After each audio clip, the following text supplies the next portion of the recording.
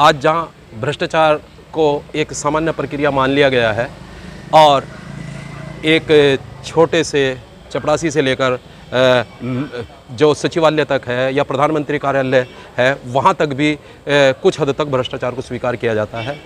ऐसे में यदि कोई व्यक्ति अपनी जान हथेली पर रखकर भ्रष्टाचार के खिलाफ खड़ा हुआ है, मैं समझता हूँ वो बधाई का पात्र है।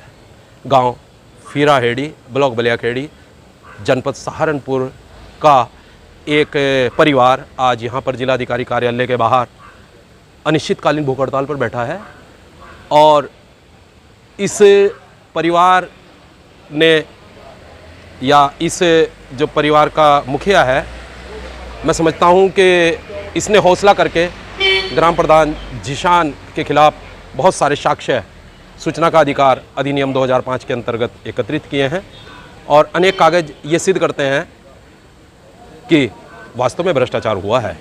जो कोष बही है उसके 38 नंबर तक पहली आरटीआई में प्राप्त हुआ कि ग्राम सभा पर कितना पैसा किन किन मदों में खर्च हुआ। बाद में जब कोष बही दोबारा से दूसरी आरटीआई में ली गई तो उसमें बहुत सारी एंट्रीज बाद में दर्ज की गई।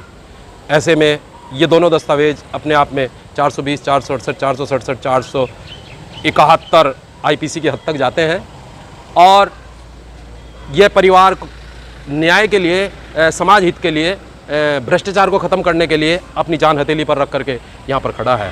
लेकिन इस परिवार का यह कहना है कि आज तक न तो प्रधान के खिलाफ 95G की कार्रवाई की गई है और न ही FIR की कोई कार्रवाई हुई है।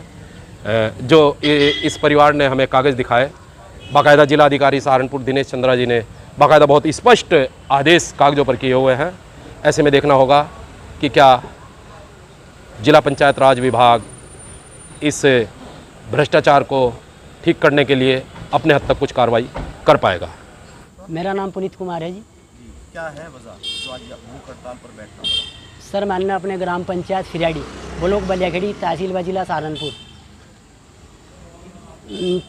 ग्राम प्रधान और ग्राम सचिव ने मिलकर जो गांव में कागजी विकास कार्य दिखा रखे हैं उन पर जांच करा रखी है। मेरी पत्नी ने, ग्राम प्रधान ने लाखों रुपए का गबन घोटाला किया हुआ है और हम लगभग में 6 महीने से फिर रहे हैं। हमें कोई भी पंचायती विभाग से न्याय नहीं मिल रहा।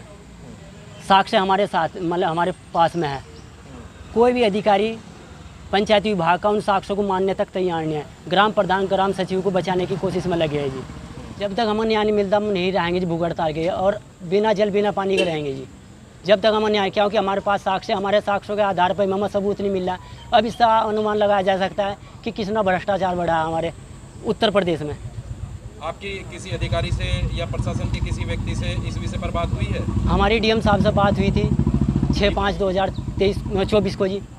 सर ने CDO साहब को जांच के आदेश दिए गए थे और CDO साहब ने 10 तारीख 5 महीना 2024 को जांच की एक फॉर्मेलिटी पूरी करी। जो हम साक्ष्य दिखा रहे थे उन साक्ष्यों को हमारे मानने को तैयार नहीं है, बल्कि CDO साहब ये कह रहे हैं कि ऐसा तो जांच को बाद में मतलब आए हुए को बाद में भर देते हैं।